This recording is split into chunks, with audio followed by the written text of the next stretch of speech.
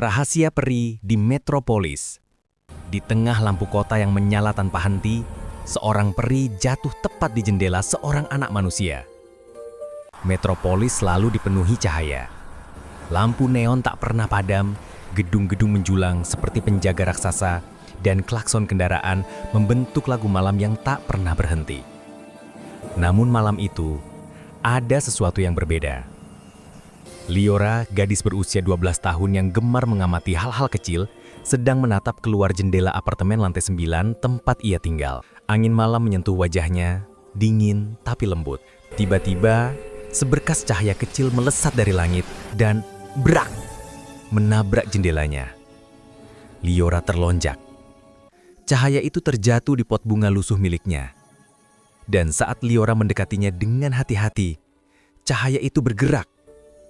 Di sana, di antara daun-daun kecil yang hampir layu, terbaring makhluk mungil bersayap seukuran telapak tangan.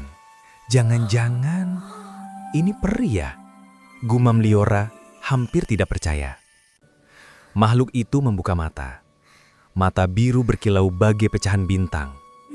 "Aku butuh bantuanmu," bisiknya lemah. "Namaku Nif."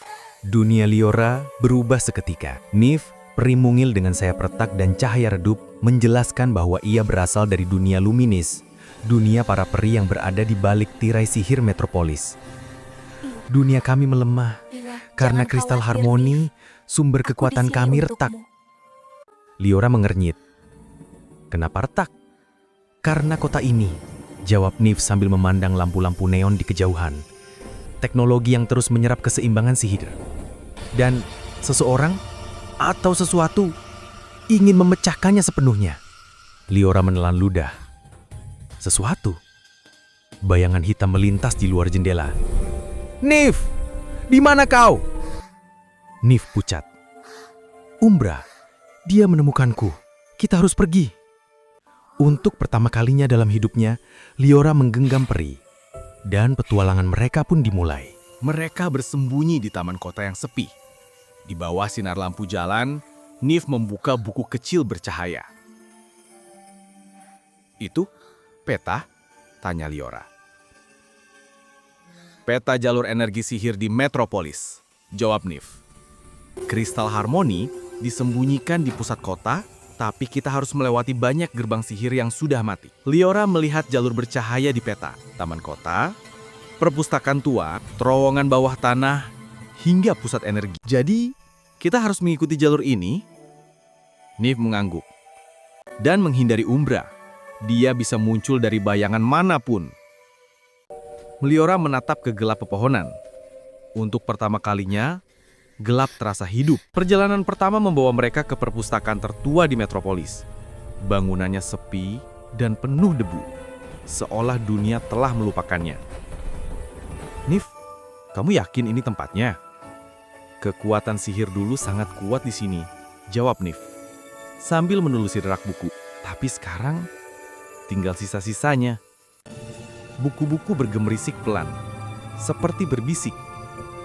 Satu buku jatuh sendiri. Liora mengambilnya. Pada halaman pertama, muncul simbol yang sama dengan yang ada di peta Nif. "Ini petunjuk menuju kristal," seru Liora. Namun tiba-tiba, lampu perpustakaan mati. Semua sisi ruangan berubah menjadi hitam pekat. Dari gelap, suara berat terdengar. "Kristal itu milikku." Umbra muncul.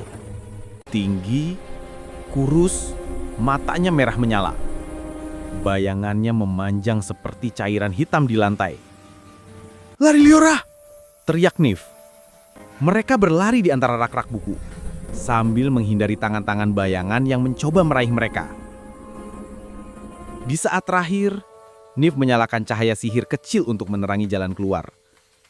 Umbra mundur seketika, melolong kesakitan oleh cahaya. Mereka selamat. Tapi sementara, dengan petunjuk baru, mereka menuju terowongan bawah tanah Metro Sea Line. Tempat itu gelap, lembab, dan sunyi. "Hati-hati," bisik Nif.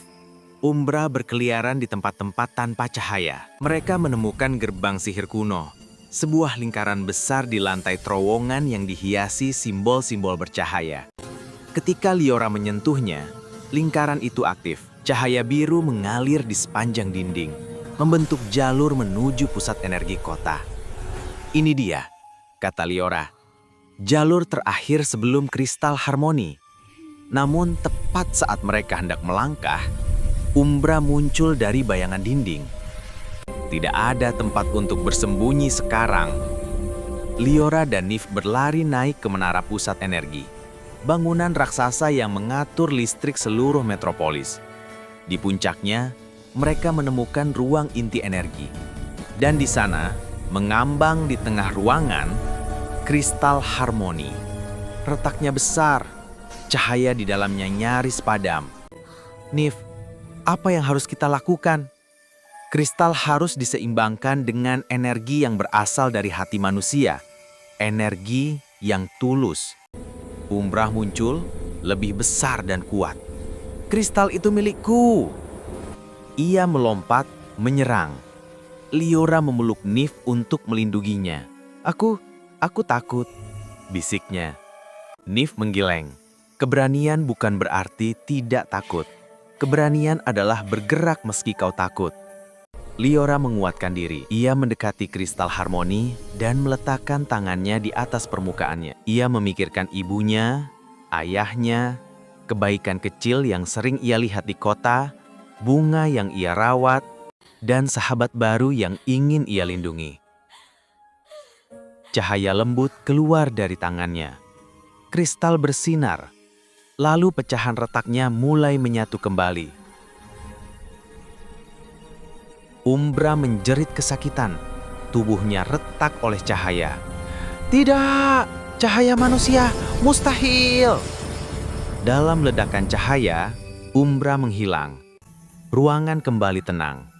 Kristal harmoni pulih sempurna. Cahaya biru meluncur keluar dari puncak menara, menyebar ke seluruh metropolis. Keesokan harinya, burung-burung kembali terlihat terbang rendah. Taman kota menjadi lebih hijau. Angin terasa lebih lembut. Lampu-lampu kota bersinar tanpa membuat langit gelap total. Teknologi dan alam kembali seimbang. Nif menatap Liora dengan mata berkaca-kaca. Karena kamu, dunia kami selamat. Lalu, kamu akan kembali ke duniamu? Tanya Liora. Nif mengangguk. Meski wajahnya sedih. Tapi aku akan kembali mengunjungimu, pahlawan kecil metropolis. Cahaya biru menyelimuti Nif, dan peri itu terbang kembali ke celah dunia rahasia. Liora tersenyum sambil melihat langit. Kini ia tahu, di balik hiruk-pikuk kota modern, masih ada keajaiban yang hidup. Dan ia adalah bagian dari keajaiban itu.